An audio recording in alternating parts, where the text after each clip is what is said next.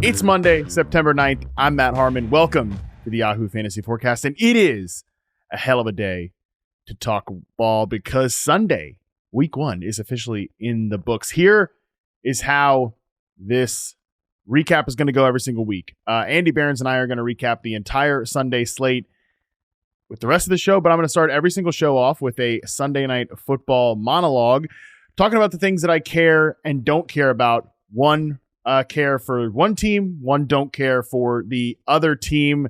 I usually will give the care to the winner and the don't care to the loser. Not going to follow that pattern every single week, but that is how we're going to start it off this week. We are recapping Lions 26, Rams 20, and man, what an absolute banger. First, let me just say this.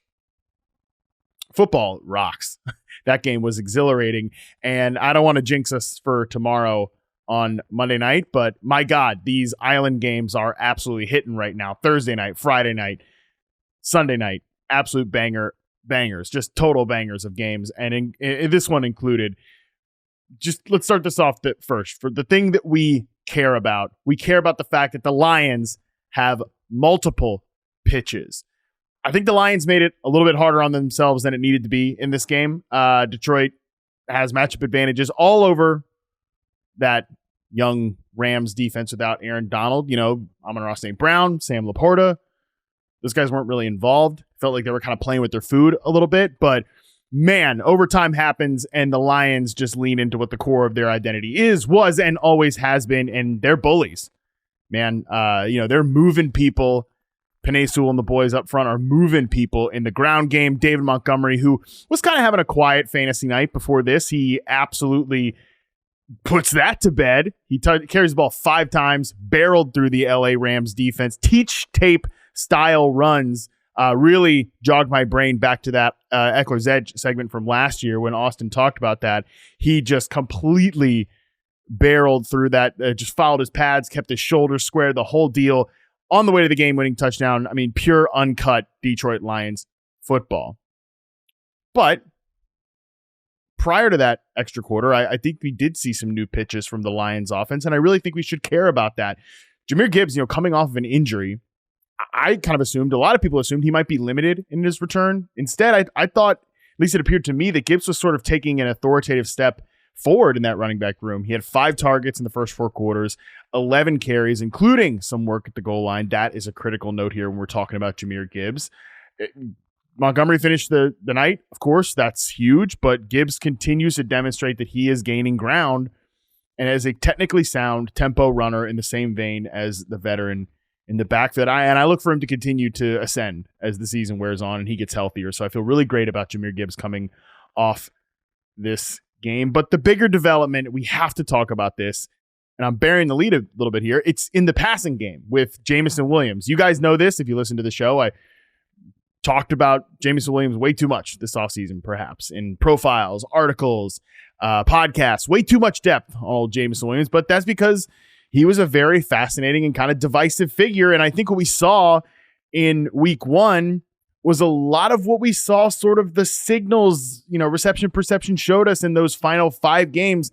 I talked about this a lot, where the first part of the season, he was like a disaster class last year, just not technically sound at all, couldn't separate, route running was poor. Then in those final 5 games, you saw a lot of the little signals of the prospect that he was, the player that he was at Alabama, and that was on full display tonight. Like I said at the top, Laporta, St. Brown, those guys combined for 58 yards in this game. Usually St. Brown clears that all on his own. He went under that total 3 times all of last year. Lions weren't in any trouble because old Jameson Williams led the way, 121 yards and a score.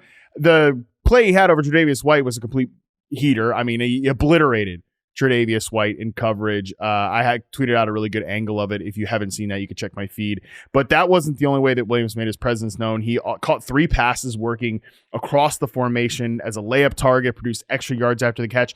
That's the type of dirty work, target earning skills that he showed in college, in addition to world-class speed.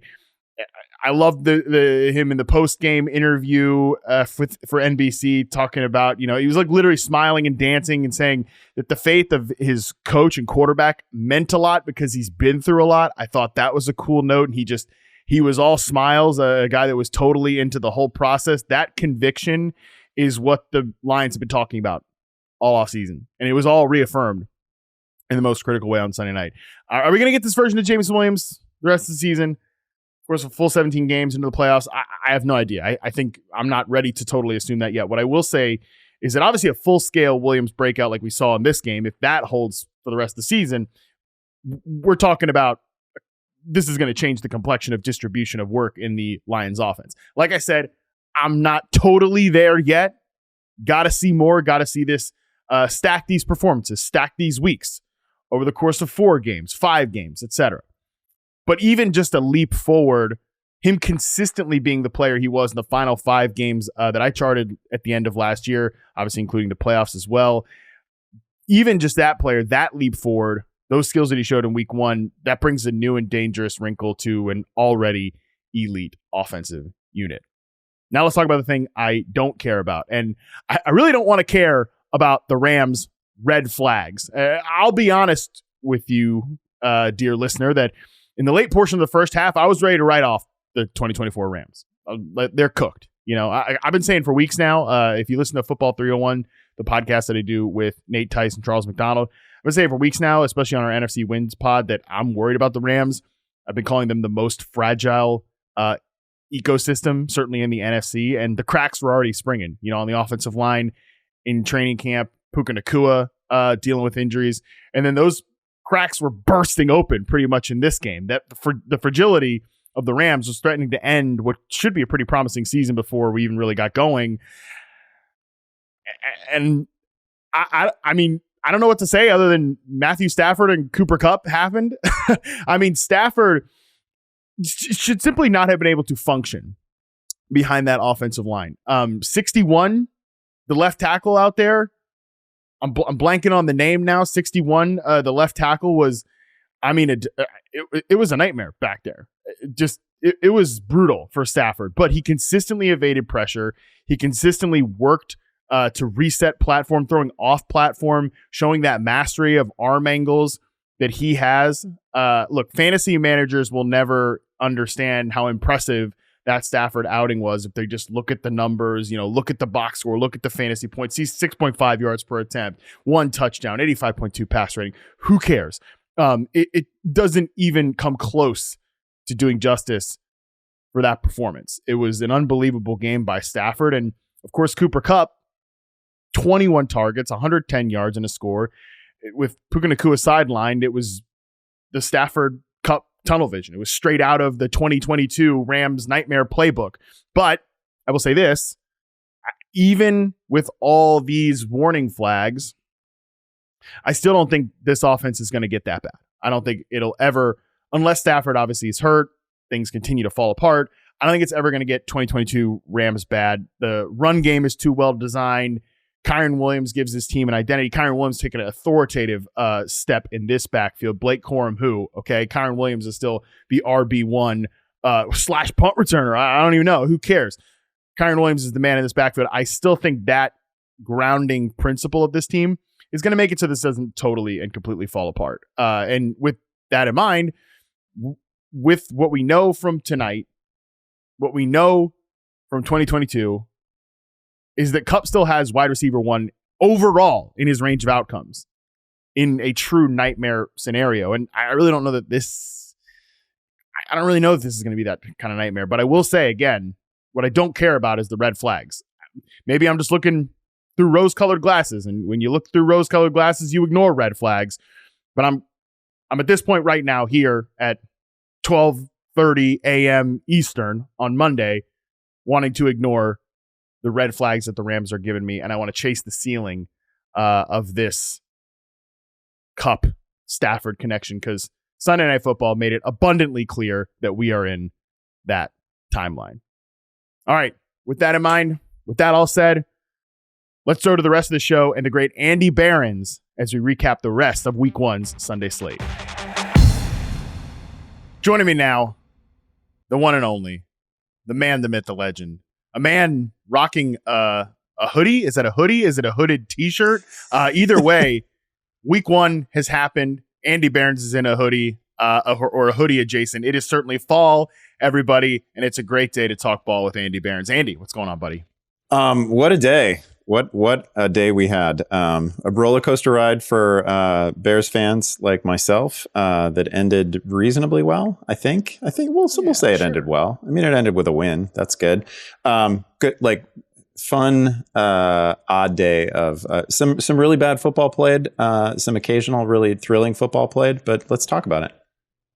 Absolutely. We have a lot to get to today. I still feel like information is rattling around in my brain. My brain's about to leak out of my ears, so we're going to try to process all of this together. And to do that, we do have a bit of a new format that we're going to do on these Sunday recaps. Andy and I, it'll be a little bit different from previous years. We're going to break the games into 3 categories, sort of lean into, my care, don't care recap column a little bit here. We're going to talk about the games we care the most about, games we sort of care about, and then games that could have been an email. And if, you work in office culture at all, you get that. Like, this meeting could have been an email. This game certainly could have been an email. We have some ones that absolutely fit into that category this week, and then we'll end every show giving out some weekly awards when they apply. But Andy, let's waste no more time. Let's start with the top game that I think we should care about, which is Texans 29, Colts 27. I had this one up on the main TV. I was very excited to watch it. And I think it delivered on that promise. Absolutely delivered. Little bit of a roller coaster game for Anthony Richardson, right? Hit the long early touchdown to Pierce, missed an easy TD to A.D. Mitchell. But man, like that guy's still going to finish, I don't know, top 3, top 5 at the position in fantasy scoring this week in a week in which it didn't always look great. Certainly didn't play a clean game. What else? Joe Mixon's so good. And I think underappreciated. He had a terrific game. Obviously, Steph Diggs was basically perfect. I think he caught all of his targets, a couple of touchdowns. Our guy, Nico Collins, tremendous, tremendous deep, tremendous late catch. Made a late catch in this one that I still don't know how it happened. It looked like a glitch. He was just absolutely terrific, man. The Texans are going to be a big problem. Yeah, let's stick with the Texans here because the way I sort of felt about them coming out of this game is that the new is good, the old is even better. Like the things that were good about them last year, CJ Stroud and Nico Collins. And, Tank Dell didn't have some explosive game here, but he drew 7 targets. He had a bunch of air yards. And just like honestly having him out there on the football field is a good thing. But especially the Stroud to Collins connection is as electric as ever. I thought Stroud, he missed a few throws, some decisions here and there, but for the most part was poised, accurate, showed that pocket presence that makes him a top 10 quarterback, I think right now. And with Nico Collins, just clearly the alpha of this receiver room, over 50% of the air yards. He leads the team in targets. He does, as you said, he won deep, like the flashy contested downfield pass where you're making your quarterback right. He also wins in that late out route to pretty much seal the game. It's a technically sound play. He has great hands. Like it should not be a top a hot take to say that he is a top 10 real life NFL receiver. If I spent a 3rd round pick on Nico Collins, which I did, I'd feel great about it coming out of this game. This is exactly what you want to see. On the other side too, it's just the new part of the Texans here, the Joe Mixon and Stephon Diggs effect. Andy, watching that game, I felt like those two guys fit into the exact roles that Houston probably imagined, which is for Diggs, he has like no air yards in this game, very short average depth of target, but he's getting open on these quick routes. That stuff you can throw out because he scored 2 short touchdowns. So yeah, he's not going to have a bunch of air yards. No kidding. That's going to go hand in hand. But him being able to separate quickly on those plays in the red zone, inside the 10-yard line, on 3rd and 4th down, that's exactly how I pictured him being used. And Mixon, 30 carries, over 100 yards, a long run of like 13 yards, I believe, and still he averaged over 5 yards per carry. That shows you exactly what type of rushing he was doing in this game. He, to me, like I was a huge fan of young Joe Mixon when maybe not a lot of eyes were on him because the Bengals weren't very good. They were not a particularly entertaining watch. But man, this looked like, first 3 years of Joe Mixon. He's one of those guys who can handle think it was 33 touches today. Can handle a massive workload and is still really strong at the end. Kind of a throwback runner. I just thought he was great, and Devin Singletary was fine there last year, and they loved him. Joe Mixon, a better player, a better back, and the difference between those two was I thought evident. Man, this team is loaded. This team is really, really scary.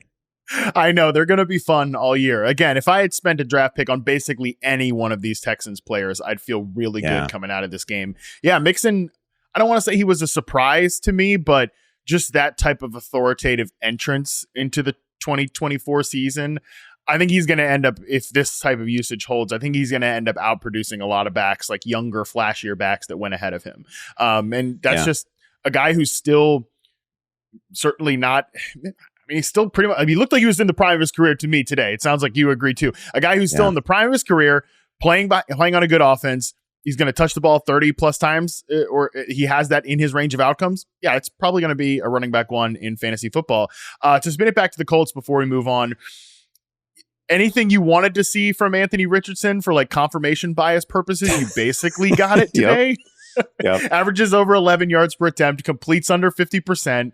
Like you said, left plays on the field is the way I would describe it. Whether it's inaccuracy or just not seeing things clearly, he just left plays on the field. But he still has 26 fantasy points. So, I mean, this is my thing, Andy, is I don't want us to rush to judgment on who Anthony Richardson is, because this is a long-term process here that we're playing out. But in the meantime, he's going to get you fantasy points if that's all you care about.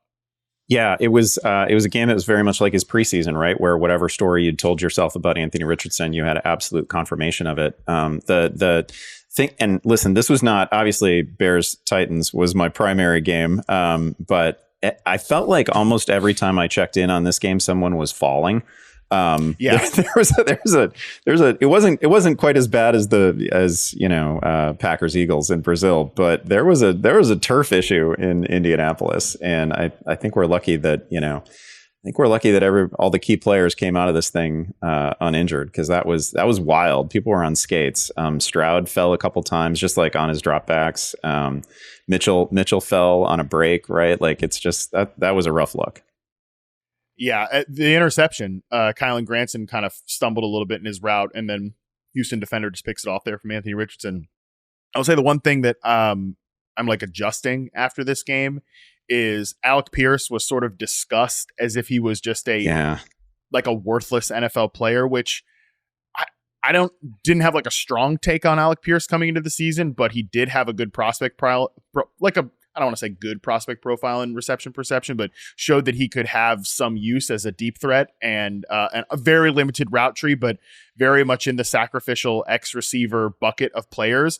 But you have a guy in Anthony Richardson who will let those throws rip. I mean, we're not burying the lead because the Texans won the game and they have a lot of great players, but we're burying the lead on the fact that Anthony Richardson probably had like a 1-of-1 throw on the touchdown to Alec Pierce. That's a pass that I don't know how many other quarterbacks in the NFL can make that throw. So I don't, and on the flip side, I don't know how many high level starting quarterbacks are going to miss some of the things that Richardson did in this game. That's just who he is. But the Pierce thing, I do think is going to force me kind of to go back to the table with some of my rankings for some of these other receivers, because if he's going to be involved, I do think that dampens the ceiling a little bit for a guy like Michael Pittman, and maybe alters the breakout sort of potential of a guy like Adonai Mitchell, especially because Josh Downs is not yet involved here.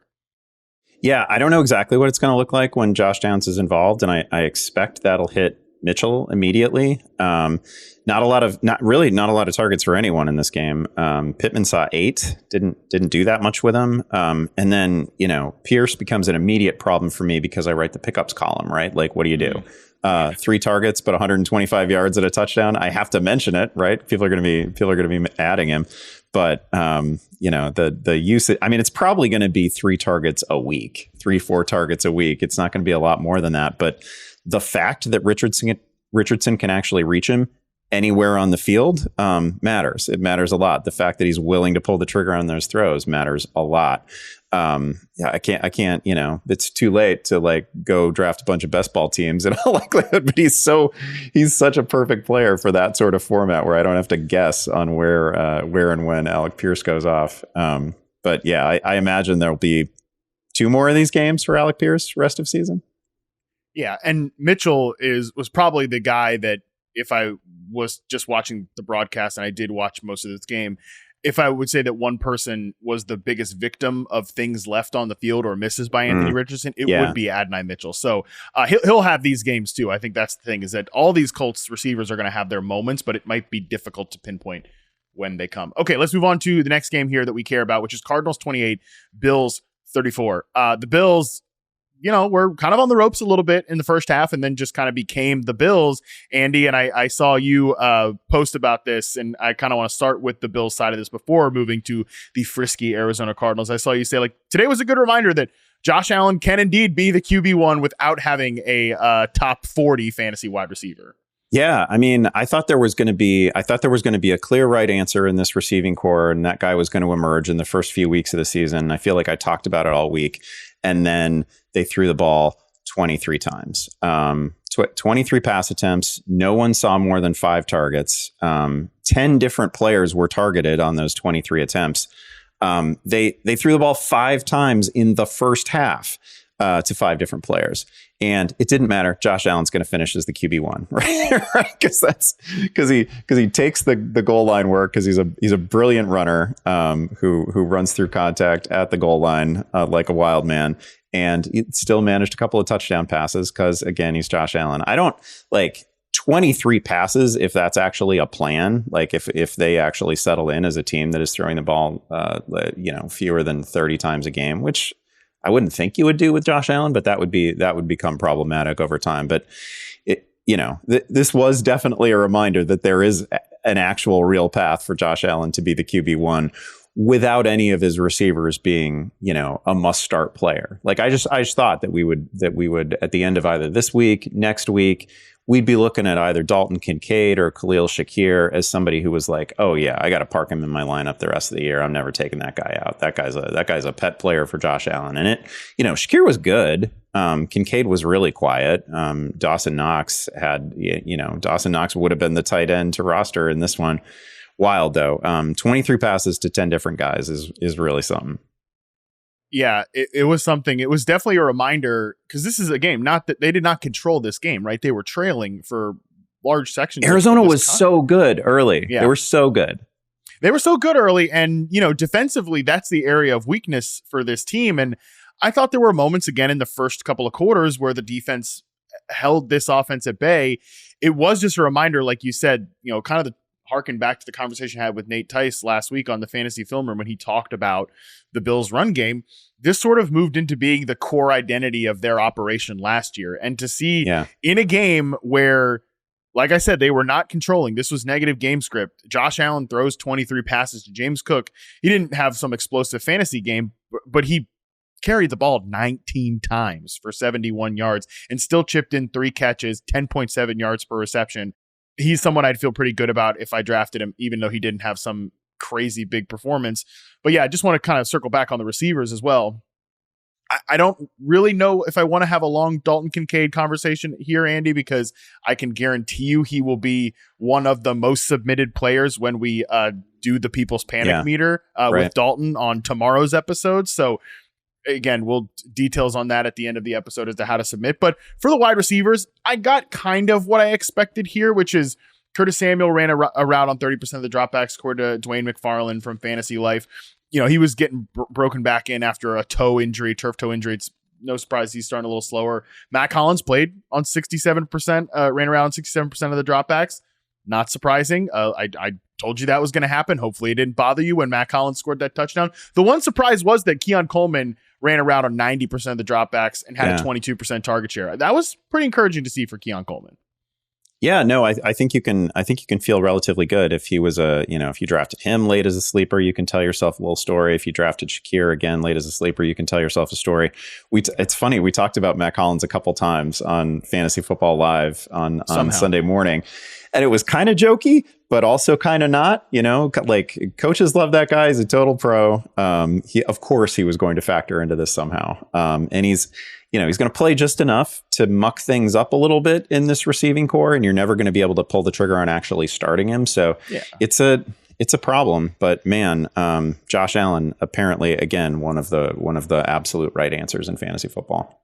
Yeah, Mac Hollins scoring a touchdown in week 1, probably the dumbest thing I've ever been like mass tweeted about. That was pretty funny, but the sacrificial X receiver movement is alive and well. I can't believe that the social team, shout out to the social team, pulled a quote graphic on me saying that Mac Hollins was going to play more. And if I was a pettier person, Andy, I would go back to those Instagram comments, because to be fair, the headshot that I have, you and I need to take new headshots, bro. I don't know when yours, I don't know when yours is from, but mine is from 2018. And I look like somebody that should be like given a swirly. So I don't blame the Instagram comments for cyberbullying me. But if I was a pettier person, I would go back and remind some of those people that I know ball and they don't. Anyways, stupidest thing I've ever said on the podcast about the Matt Collins thing. But anyways, let's talk about the Arizona Cardinals, who maybe some stupid stuff happened for the Arizona Cardinals here. Like Marvin Harrison, 1 catch, 4 yards in his rookie debut. Andy, am I wrong to not be too concerned about this Marvin Harrison Jr. thing, or how do you feel about it? Marvin Harrison Jr. is another guy who is obviously going to show up in the Panic Meter podcast, I would imagine. He had a drop and then they went right back to him, and you took that as a good sign. Mm-hmm. Jonathan Gannon after the game was saying repeatedly in various ways that it was really coverage that dictated the target situation with Harrison. But man, if you're a Cardinals fan, if you're somebody who's invested in Harrison at all in fantasy, the lingering image of this game is him strolling downfield in a broken coverage situation on the final drive, just waving his arm, looking for Kyler, and Kyler absolutely not looking for him whatsoever. He had about 20 yards of separation. Nobody running deep with him. Just a brutal game, and that would have covered up the entire disappointing affair. And then the game ends basically on a jump ball to Greg Dortch, which there's a lot of great ways that you can use Greg Dortch, and that's just not one of them, right? Two guys on Dortch, expecting him to come down with that ball was a bit much. It was like 2 different games for Kyler Murray. Again, I thought they came out great. I thought they looked really good. I thought they looked like a team that was absolutely able to compete with the Bills and might get a win. And then it just all went away. And having actually making use of somebody like Marvin Harrison would have been a great answer. Having some easy answers for Marvin Harrison would be a big deal. I don't. Those can be a variety of things. Those can be wide receiver screens. Those can be, let's get it to him as a rusher. Let's allow Marvin Harrison to feel the ball in his hands. That would have helped. And they didn't do it. I would like to see it going forward. Yeah, I'm no Dortch bro. I know that there are plenty of Greg Dortch bros in the fantasy football Twitter streets. A little too much Greg Dortch in this game. Come on, guys. Yeah. I mean, the fade to Greg Dortch to end the game. We don't need that. But overall, like I said, this is an offense that played well on the road against a defense that is just better than them, probably against a really good defensive coach. I think adjusted well in the second half. So overall, I feel fine about the Cardinals. I think there will be better days ahead, but I do understand why people are panicked, and I'm going to try to watch that game back before the People's Panic Meter segment, where we will discuss that more in depth. I will say another thing about Kyler that you can take away as a positive if you're if you've bought into him in fantasy, and I have. He looked great on the ground. 5 carries, 57 yards, looked like vintage Kyler to me. So that 5 carries you might like to see a little bit more, but he looked really lively. He's going to have some 80-yard rushing performances. All right, buddy. Next game up: Titans 17, Bears 24. Take it away. Man, first of all, Will Levis was bad, and Will Levis was Will Levis, is what I would say. Yeah, he did the surrender. Did you see him? Not to cut you off, but he did the surrender cobra on the field on his knees while the play was still happening. Not great. I mean, people I'm sure know the pass we're talking about, like him basically while taking a sack, trying to underhand the ball to a receiver who was getting closed on by a defender. I mean, just a brutal decision. Something that I would put up there with like the worst and most hilarious decisions that like Eli Manning ever made. Just an absolute clown show in the second half from Levis. And I don't know. I thought he looked fine in the first half. He was kind of a proactive runner, good and bad because he was taking some big hits. But man, he lost that game. There was also maybe he was getting heated up a little bit by the Bears pass rush, but he missed a deep shot to Calvin Ridley. Ridley looked really good to me. So just a really, really rough game from Levis. Obviously one that Tennessee did not have to lose. The Bears weren't great. They got basically time of possession to death in the first half. So it was really hard to draw any conclusions about anybody. I thought Caleb was fine. He should have there should have been a touchdown pass to Keenan Allen. It was like a rare Keenan Allen drop that I think Keenan would say that he should catch 100 out of 100 times. It was a pretty well thrown ball. I think the most worrisome things for me with Caleb, number one, the interior of the Bears line got caved in a few times and he had no shot. And number two, he's a little casual with like the sidearm 3/4 delivery. He's not a huge guy, and that got batted. Like those passes got batted a lot. I don't know how many passes officially got batted, but there were several in situations where it probably didn't need to happen, and it's not like a pass rusher was like in his face or anything like that. So that's probably an adjustment that has to get made, because it was just a small miracle that he didn't get picked a couple times, because he had a couple balls just like pop straight in the air, and obviously Tennessee could have come down with those. Bit of a miracle win for the Bears, but we'll take it. Everybody's feeling pretty good. What else? DJ Moore was great. I don't think it's not going to pop in the box score necessarily, but DeAndre Swift was clearly the featured back for the Bears, and that had been an open question coming into this one. So I really thought, based on preseason usage, we might see a little bit more Khalil Herbert, but really not at all. DeAndre was not only like the guy who was usually on the field, but they also used him to kind of run out the game a little bit late. Yeah, that was a really good summary from what I saw from this game as well. To go with the Bears thing, I think this was a really good reminder that Caleb Williams is a really great prospect. He is still a rookie quarterback, man. Yeah. And I like a lot of the stuff that you just said, and a lot of the things that I felt when I was watching him. And even I think the announcers on the game sort of said this a couple of times too. It was just, that's some stuff you can get away with in college. You can't get away with it in the NFL. And like, you're going to learn that stuff. Some of the arm angles things, as you mentioned, sometimes, when he's making plays off script that he doesn't have to be. Next Gen Stats pointed out that Williams, when he held the ball for longer than 2.5 seconds, he went 3 of 13 for 34 yards. Yeah. That's the type of stuff that, you get away with that in college. You don't get away with it in the NFL. And like, hopefully that's something he can learn over time, but it's something to just keep in the back of your mind, that as long as he is this guy, as long as he's developing and growing, these guys on offense are not going to hit this crazy ceiling. I do think that the Titans defense played well in this game. And I'm with you that overall the Titans, like I was ready to tweet out like Titans eye emoji in the first half, because I thought that they were playing frisky football. Will Levis was moving the thing. Tony Pollard looked great, like the clear running back one in this backfield. I'm with you that Calvin Ridley looked like a rejuvenated player as well. Chigokonkwo coming back from the netherworld to score, a touchdown here.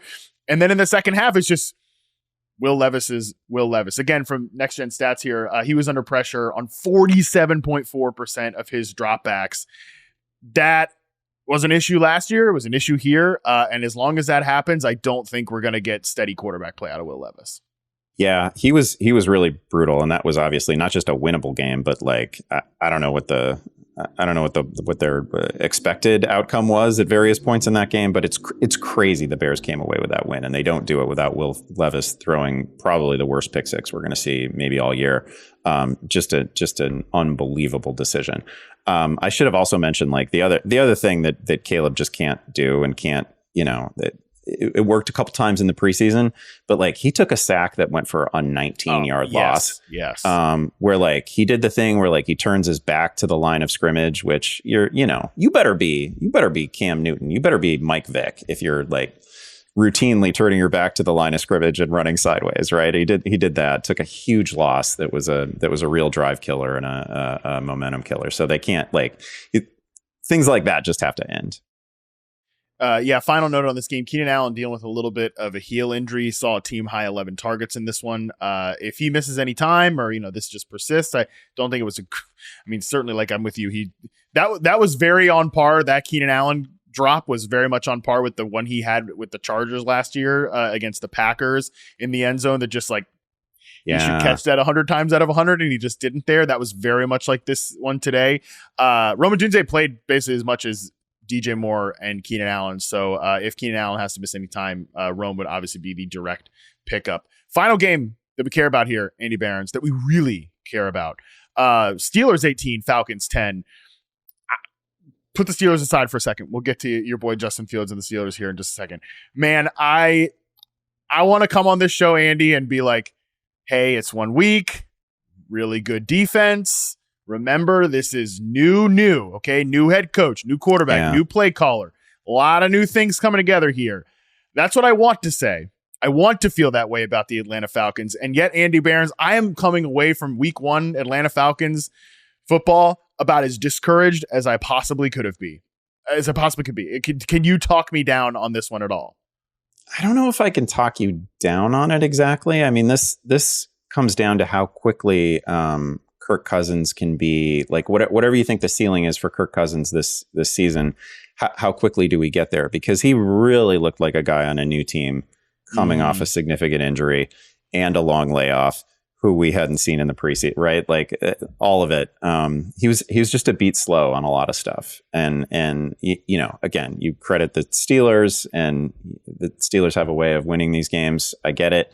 But it's gotta get, like, the games keep coming, and it's gotta get better quickly. And this is one of the worries when a lot of stuff is new, is that it can actually take a little bit of time. And Cousins is obviously not just new, but was spending his entire offseason rehabbing too. So it's a huge concern. I mean, when the quarterback position is a big concern, the whole offense is. If I'm looking at one thing as this wouldn't really be as a Falcons fan, but certainly as a fantasy manager, any worries that there would be like a Bijan Robinson, Tyler Algier, 50-50 or 55-45 thing, that's out the window. That was entirely Bijan's show.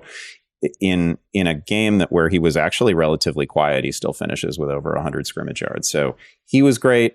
Kyle Pitts got in the end zone, and nothing else looked good. Yeah, I just think it looked so bad for Kirk. And that's where my biggest concern is that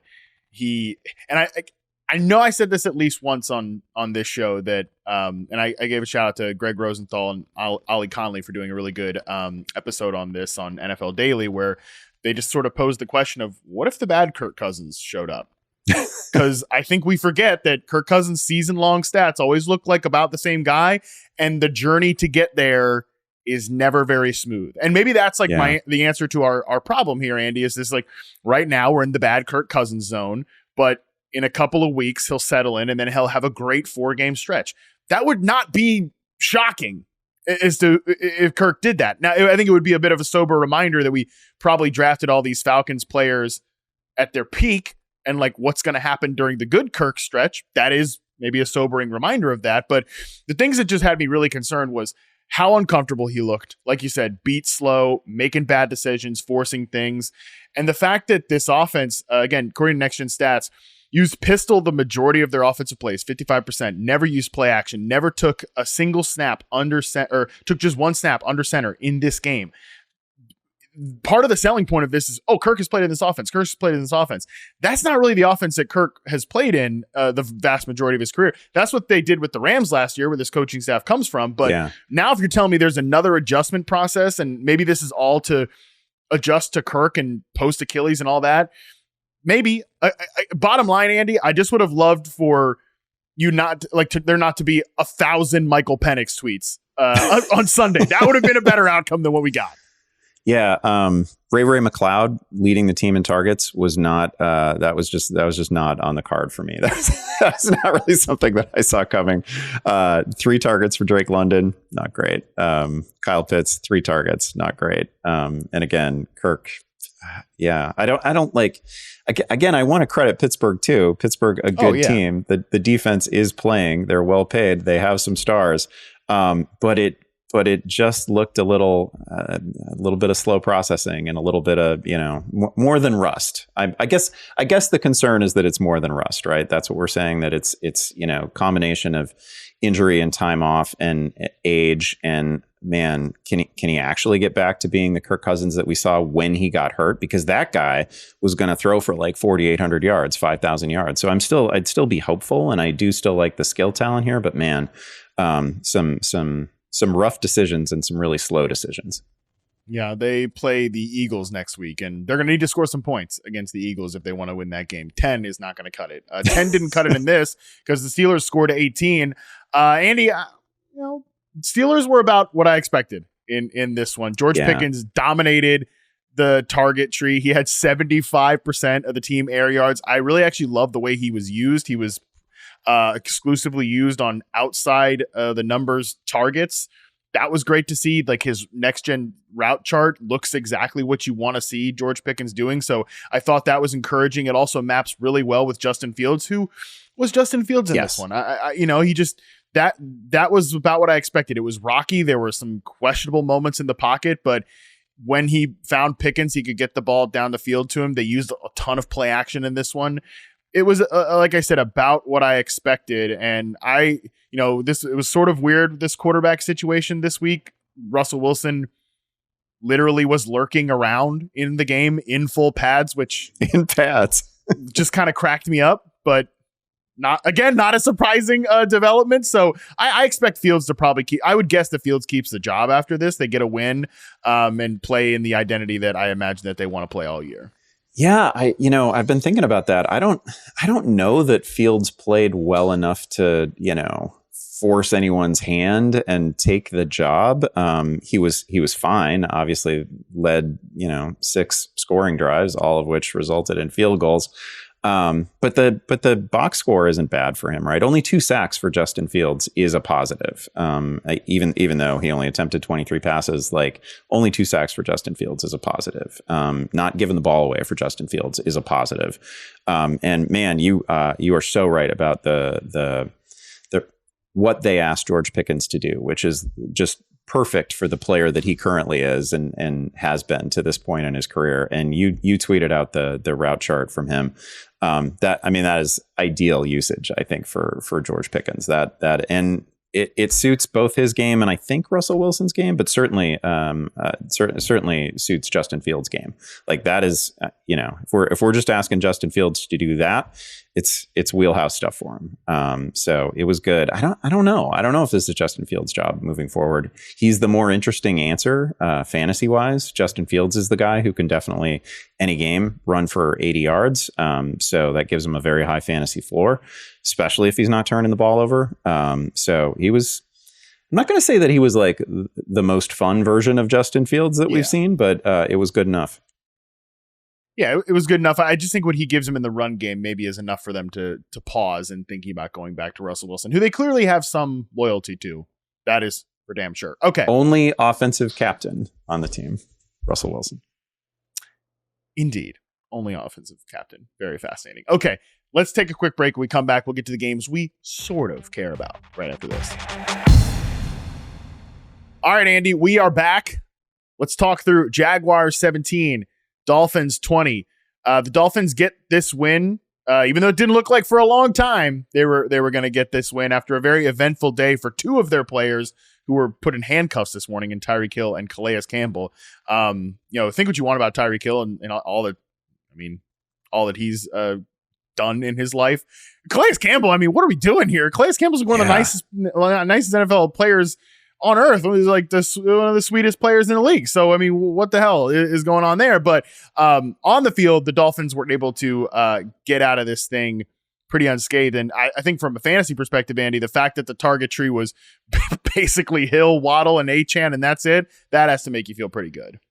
Yeah, I think if you've got Achane, you're feeling really, really good. Because the backfield was actually pretty muddled, right? There was a surprising amount of Jeff Wilson. Maybe I shouldn't be surprised by how much Jeff Wilson there was, but it was it was Mostert and it was Achane and it was Wilson. But man, 7 grabs for Achane and a pile of receiving yards. It was really, really good to see. And this is a well-coached team. McDaniel's a smart guy, and the ball is going to the playmakers, and that was really good to see. Tua was good enough. Tyreek Hill and Waddle coming up with a touchdown celebration. that plays off the crazy events pregame. Absolutely wild. I should have thought of it. I should have known that was going to happen, but kudos to them. Phenomenal work. Probably a game that Miami did not. I mean, I don't think I felt at any point like Miami deserved this game. It just felt like so many of the Jaguars' losses of the past, right? Where like a little bit of adversity hits and it's a hinge point in the game and it all swings in the opponent's direction. And I would be so annoyed by that if I was Jacksonville, because I thought three things felt very different about, well, I guess if you want to throw the defense too, which I thought played the Dolphins really well in the first half. Like defensively, I thought they played well in the first half. They played physical. They played tough, exactly how you kind of want to play this Dolphins unit. And that definitely felt like Ryan Nielsen's effect on this team in that first half. On offense, I thought there were three things that were markedly different from last year. Number one, the run game was actually explosive. You know, whether it was effective down to down, we'll have to kind of dig into the stats and see that. But, you know, Tank Bigsby, kind of popped up here. Travis Etienne, I thought, moved the ball well. Trevor Lawrence, they got him under center, and he actually looked pretty confident pushing the ball downfield. That was different. That, I think, is a nice sort of way to push his career along. And then the third thing was Brian Thomas Jr., man. Brian Thomas this was a very encouraging debut for him, not just because he scored a touchdown, which that touchdown that he scored in the back of the end zone, toe tapping, how many times, Andy, last year did that go out of bounds by a toe or was bobbled a little bit? You know what I'm saying? That was every play that was like double caught by a Jags receiver where they got 1 foot inbounds or they dropped it. Like that was absolutely every play that they managed to botch last year. And he hauled it in. And I was like, oh man, Brian Thomas is on his way to a 90-yard day. And then that was it. That's like the last we heard of Brian Thomas. He was shadowed by Jalen Ramsey in this game, which again, I think is super encouraging for Brian Thomas that somebody thought that much about Brian Thomas and we got to do that. Yeah. So I do think he could end up being one of the right answers at wide receiver, but frustrating overall for Jacksonville that they let this one slip, and makes me wonder if this ecosystem is still going to be kind of mid and not one where a lot of fruitful fantasy will be grown. I think it's also worth mentioning that Tank Bigsby was actually out carrying and out producing ETN before the fumble, right? That wasn't just like ETN had this catastrophic moment in the game. That was already a thing. That was already happening.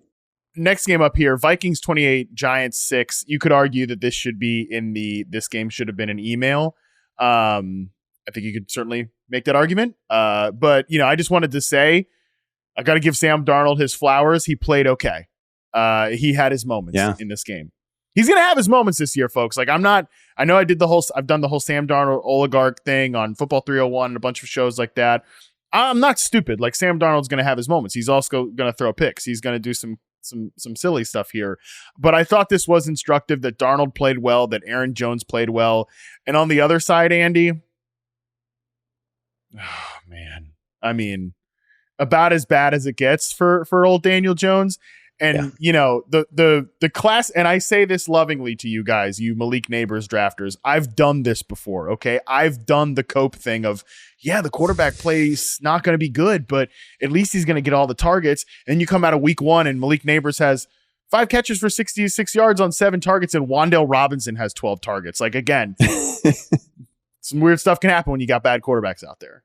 Yeah, vulnerable secondary too, right? But this is, again, I've come back to the fact that Daniel Jones has never produced an 800-yard receiver over the course of his NFL career. It's just really, really tough sledding with him. It was a nightmare game for him in a pretty friendly matchup.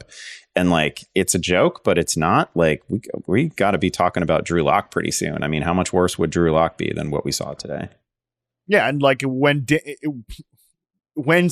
Daniel Jones was to get hurt, then they get banged with the salary guarantees and the whole thing. Yeah. I mean, it was a brutal 48 hours for the Giants, because we're not going to talk about the Thursday and Friday games here, but Saquon Barkley scored 3 touchdowns as a member of the Philadelphia Eagles, and the Giants scored 0 touchdowns as an entire team today. So that's how the last 48 hours have gone. When there are multiple memes across the timeline of your team owner, you're having a bad weekend. And that is what happened with John Mara on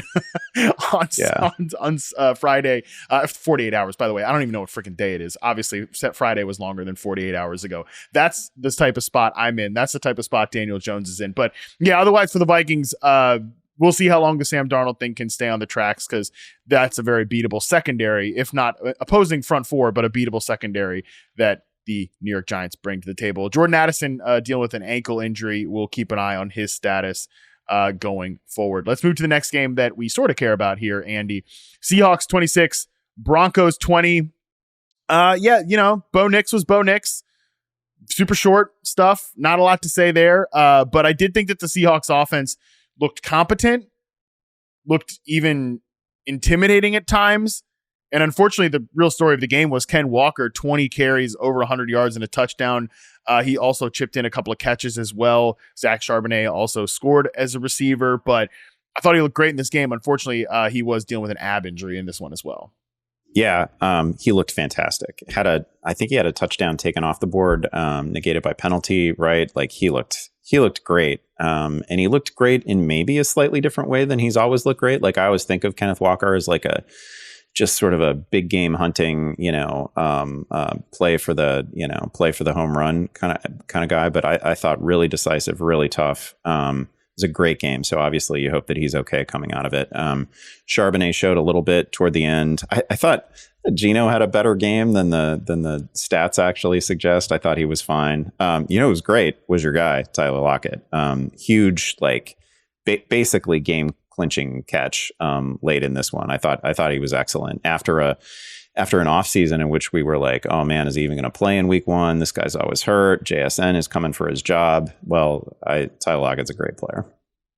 Great player. And that's things. I think he can still be a great player, and these other receivers can still be good too. JSN did play in 12 personnel ahead of Tyler Lockett today. So that is worth noting. And I feel like to keep Tyler Lockett healthy, that's probably the best course over the long term. But this is the first year I'm not going to have drafted Tyler Lockett. So of course he's going to come out here and lead his team in receiving in week one. But yeah, he's still a very good player. Like he's not, what I pushed back on all offseason was that he was washed. Like, no, you can still be a very good player for this team.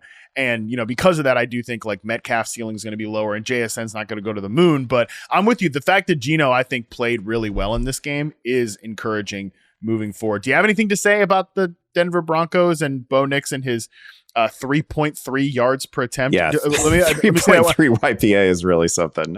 7 yards per rush, though. So those numbers are supposed to be the inverse when you're a quarterback. You're supposed to average 7 yards per pass, and maybe if you're a cute little scrambler, 3.3 yards per attempt. But I digress.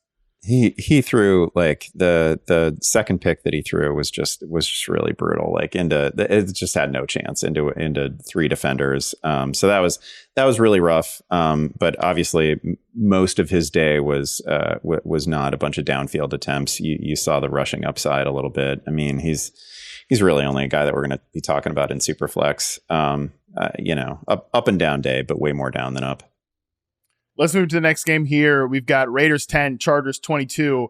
I think the story of this game is J.K. Dobbins on the LA Chargers side. I don't know about you, Andy, but I approached the Chargers skill position guys as kind of like it's a wide open battle. They're going to go to camp, and whoever's the best receivers are going to play. Whoever's the best running backs over the course of the season, they're going to play more. Well, today, clearly, the best running back was J.K. Dobbins, who was buoyed by big, plays, and he was caught from behind on his long run. But I mean, still to come out here for 10 carries, 135 yards and a touchdown. He also chipped in 3 targets, 3 catches. I thought that was super encouraging for a guy who's dealt with a lot in his NFL career. Really, really great to see. And the touchdown run, the 12-yard touchdown run, just like a sort of masterclass in like just balance and vision. I mean, he ran through 3 or 4 guys. I'm not sure how he stayed on his feet. That was a great run. He had a couple of breakaways in this one. There was one where he did get caught from behind. He started to kind of do the old DeMarco Murray thing where he starts looking around, waiting to see who's going to tackle me. Yeah. Oh, I hate that comp, but yes, I know it. I know what you mean. Yeah. So that wasn't great to see, but in terms of making people miss and running through contact, I thought he was terrific. And they've been screaming at us that it was going to be a hot hand situation. And listen, I think Gus Edwards is still going to have days. Like I don't think you can go dropping Gus Edwards. There are going to be 2 touchdown games coming from Gus Edwards because we know this is a deeply run committed team, and I fully believe them when they say that they're gonna roll with the hot hand. That hand clearly belonged to J.K. Dobbins today. I'm for selfish reasons, I'm glad that he popped because I wrote about him in the pickups column that we write before opening week, and I was like, oh man, they made J.K. Dobbins the top image. I'm not really sure I wanted Dobbins as like the main headliner in this thing. We'll see how it goes. But he was great. He was absolutely great. You couldn't have expected better from him at this stage after all the stuff that he's overcome. So that was really, really good to see. Yeah, Dobbins rostered in 48% of Yahoo leagues. Gus Edwards, 80%. I bet those two numbers are going to go a little bit different ways here after this week. But I'm with you. I would try to hold on to Gus Edwards. Just, we know the deal with J.K. Dobbins. Injuries, the whole deal. Mm-hmm. A couple other notes here on 2 rookies. One, Joe Alt was awesome in this game. He allowed 0 quarterback pressures across 11 matchups against Max Crosby, all in one-on-one situations, according to Next Gen Stats. Crosby had not been held to 0 pressures in a matchup against an offensive lineman since Week 9, 2022. So that is pretty epic. Did Joe Alt 3 pressures across his 28 pass blocking snaps total. So great showing by Joe Alt, the guy that they took 5th overall, and the guy they took in the second round, Ladd McConkey, led the team in targets, 5 catches, and just one of the sickest touchdowns that you'll see where he took both the Raiders safeties to the woodshed. Yeah. So he's somebody I would want on my fantasy rosters. Yeah, put 2 guys on skates on one play. That was really, really fun. On the Raiders side, about what we expected. Brock Bowers gets a lot of targets. Okay, fine. Devontae Adams, 5 for 49 or 5 for 59. What an escape. The backfield certainly was, we were led to believe it was going to just be the Zamir White show. 13 carries, a fumble, and Alexander Madison scored a receiving touchdown. Yeah, and I think Madison actually outsnapped him, which is a little bit concerning. I mean, the box score looks fine, right? It was 13 carries for Zamir White. He started rough. I think his first 3 carries went for negative yardage, and the next series belonged to Madison, and it gets punctuated with a really well-designed play. Like, the play was great, and Minshew sold it well, and Madison got out in space, leapt over a dude, and then waltzed into the end zone. But Madison is clearly going to be part of this. He is clearly going to play, and he's the guy that they clearly they trust him perhaps more than Zamir White as a receiver. A little bit worried about the Zamir White shares, but that's a problem that, I mean, you have to see it coming. Like, the Raiders scored 10 points. That was always going to be the problem with this offense, right? You're investing in a backfield in a Gardner Minshew led attack. Yeah, I think I only have one Zamir White team, and it was because the room basically forced me to draft him because it's just, this is the top guy in my rankings, and he's way the top guy in my rankings. So I'm not expecting too much there. And yeah, this is certainly, he'll have better days, but this is probably like a more competitive game where you'd like to have seen him get close to 20 carries, and that did not happen. Not very encouraging there. Final game that we sort of care about, Andy Barron's Commanders 20, Bucks 37. We'll put the Commanders aside for a second and just say, whoa, boy, Baker Mayfield, 4 touchdowns, 146.4 passer rating. Andy, I told you, I'm sure you know this feeling as somebody that's done this for 50 years now in this business. I told my next door neighbor, to start Baker Mayfield over Dak Prescott after I assured him that if he drafted off my cheat sheet, that he would get better than 10th place in his fantasy league for the first time since they've done it. I assured him I liked our odds. And so his first then decision point for me was, should I play Dak Prescott or should I play Baker Mayfield? And I know he's got this weird affinity for Baker. So it's like, oh, play your guy Baker. Because then if it didn't work out, I'd be like, well, I kind of wanted you to do that because he's your guy, but also it's a good matchup. Thank God it worked out. I don't have to move. Wow, was it a good matchup? Bold call by you. That's, I don't think I would have been able to pull the trigger on that. I think I would default to Dak, but a great game by Baker, incredible game by Mike Evans. But some phenomenal work there. Good to see the usage for Godwin. I mean, Baker was nearly perfect, right? Like that that is a hell of a line. 4 touchdowns for him. You're not going to be starting him every week, but if I just lost Jordan Love and I don't have Jordan Love for the next maybe 3 weeks, Baker's probably the first widely available name that I'm looking at. Because again, he's the guy who gets to throw to Godwin and Evans, McMillan, White. Like it's a good team. It's a good environment. And he's coming off an absolutely brilliant day. It does say a lot about the Commanders' defense, though. Like they just absolutely, they got whatever they wanted whenever they wanted it.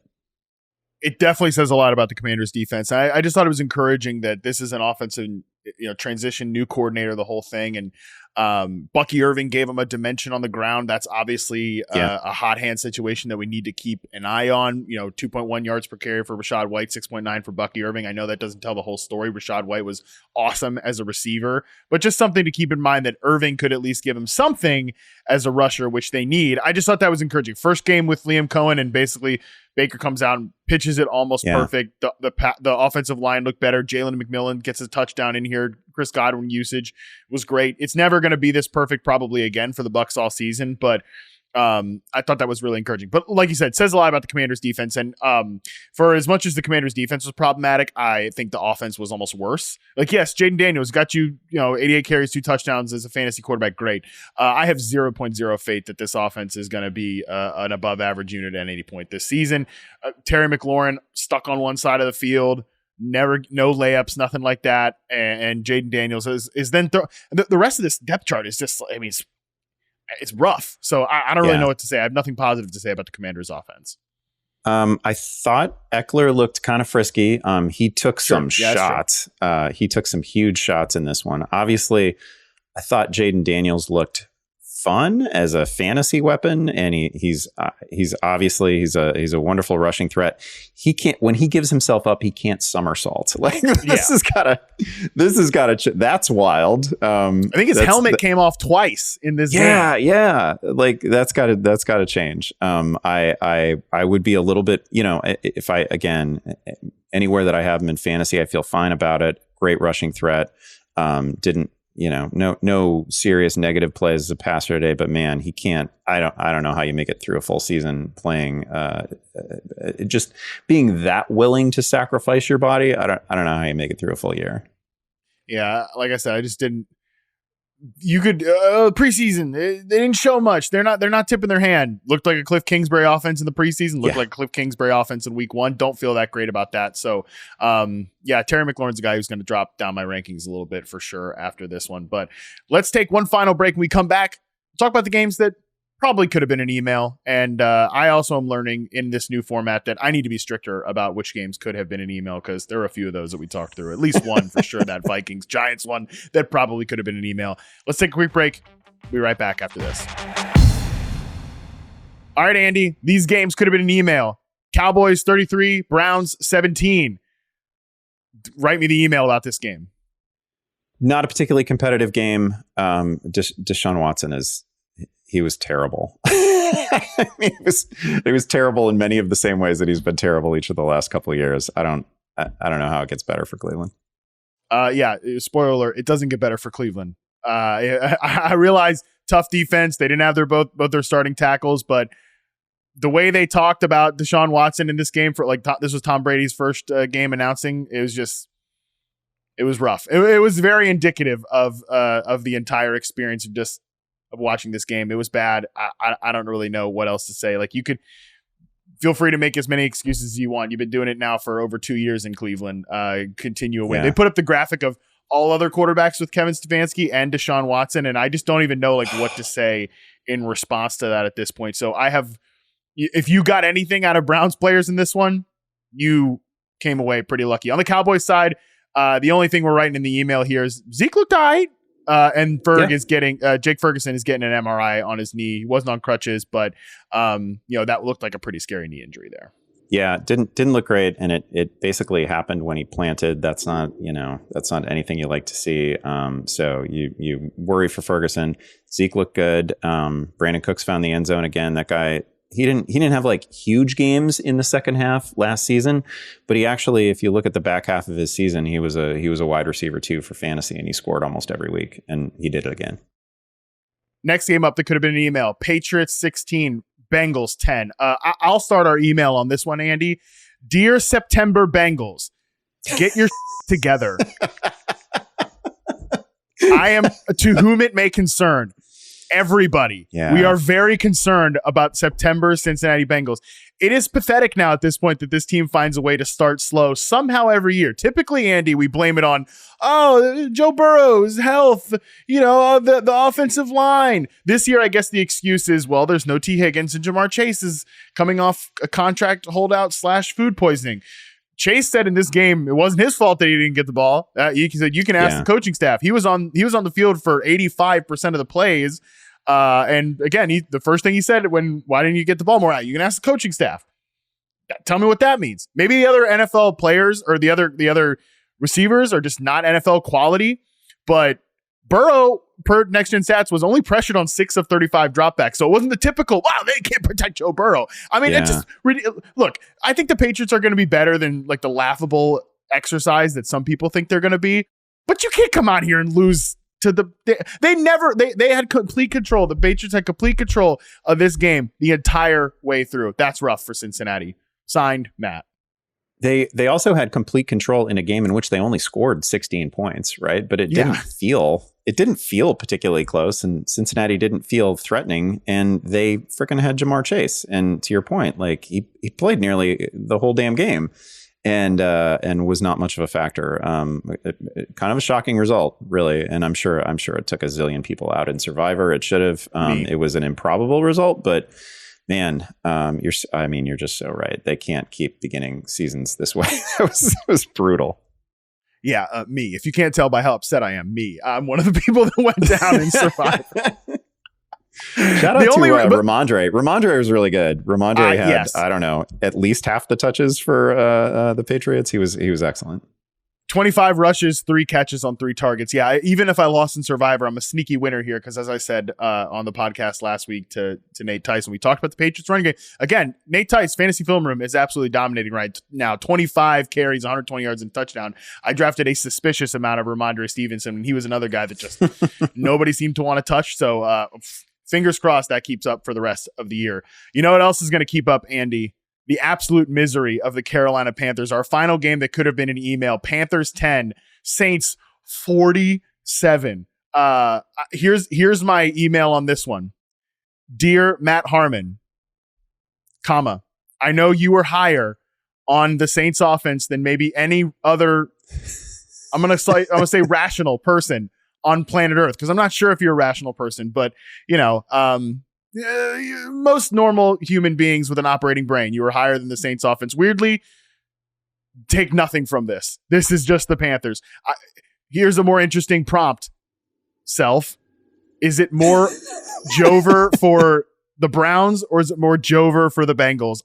I mean, the Panthers. I don't even want to call them by their real name. They're not even a real cat. Give me a break. The Panthers. What a disgusting week 1 performance from the Carolina Panthers, Andy Behrens. Yeah, I think the most productive thing we can do here is actually just look at the upcoming opponents for the Carolina Panthers, because there are going to be plenty of opportunities to pick on that defense. It's the Chargers, the Raiders, the Bengals. There's a get right spot for the Bengals. The Bears get the Panthers pretty soon. Atlanta gets them. Washington gets them. I mean, that just had the vibe of a team that was not ready for week 1, maybe not ready to play at the NFL level. It was rough. It was rough offensively. The defense was non-existent. Rashid Shaheed immediately with a 70-yard score, right? Like, it was just, they were just clowning him. It wasn't competitive in any way. I think I've seen Rashid Shaheed score that touchdown 10 times in his career. Yes. Don't even quote me on how many career touchdowns he has, but it's like we've never seen this team play before. It is pretty rough that the Saints score 47 points. Derek Carr throws for 3 touchdowns and Chris Olave comes away with 2 catches for 11 yards. But sometimes that's going to happen when you're blowing out an XFL team on the other side. Yeah, it's rough for Bryce Young. I don't really know what else to say. Saints are a good defense. I did say that on FFL this morning. This is annually, for whatever else is wrong with them, they're annually a very good defense, but still about as bad as it could possibly be for a start with the Carolina Panthers. Final order of business, Andy. Any awards you want to hand out this week? We can hand out a few of them. Vulture of the Week, Unsung Hero of the Week, or the WTF Moment of the Week. I'll cede the floor to you if you have an award you want to hand out here. How about, okay, I'll give a WTF of the week. How about Brandon Aubrey kicking a damn 66-yard field goal, but it gets negated by a delay of game penalty. And then they thought about allowing him to kick a 71-yard field goal. And why not? It's the freaking end of the half. It's a non-competitive game against the Browns. Do the thing that the Raiders used to do with Sebastian Janikowski and just let him try to kick an 80-yard field goal, because it makes him happy. It makes the fans happy. And in Aubrey's case, he might have done it. He had just comfortably hit a 66-yarder that didn't count. I can't believe they didn't let him attempt it. How many fantasy teams do you have Brandon Aubrey on? Several teams. I don't even know what a 71-yard field goal looks like in the fantasy box score. That would have been incredible. Yeah, I'm sick about it. You know, it's funny, actually. I think that team that I talked about that has Zamir White, who I didn't start in this, and I'm getting smashed anyway, so who cares? But I did. That is my one Brandon Aubrey team. So 22 points from old Brandon Aubrey. Maybe he could have saved my my ass in this one. Probably not. 71 yards. That's what they were staring at, with no real downside. Your downside is he comes up short, which was never going to happen because it's Brandon Aubrey and they get a chance to return it. Wasn't going to happen. He had drilled a 66-yarder, Matt. That is, I'm sick about it. I'll be thinking about it all week. Well, you know what? I think that's a perfect note to end this podcast on. Is Andy Behrens is sick. He's sick about this Brandon Aubrey catastrophe. Appreciate you, Andy. Thanks so much. You will obviously talk to you later in the week for the week 2 preview, because this thing is rolling along. But before we get to week 2, people, we know that you are panicked, okay? All right? There's a lot of stuff to freak out about. A lot of stuff to be freaking out about. Your Dalton Kincaids, your Marvin Harrisons, your Drake Londons. We're going to talk about it all tomorrow on Tuesday with Dalton Del Don, who joins me for the regular season debut of the People's Panic Meter. Fantasy mailbag at yahoosports.com is where you want to send in your video or voice memos. Your written emails are good too, especially if they're funny. I will read the entire thing out. I also will tweet the thread out if you want to just respond there. Can't wait to get into all that. Can't believe that panicking is back in our life. Football is back in our lives. What a time to be alive. Until tomorrow, we are out.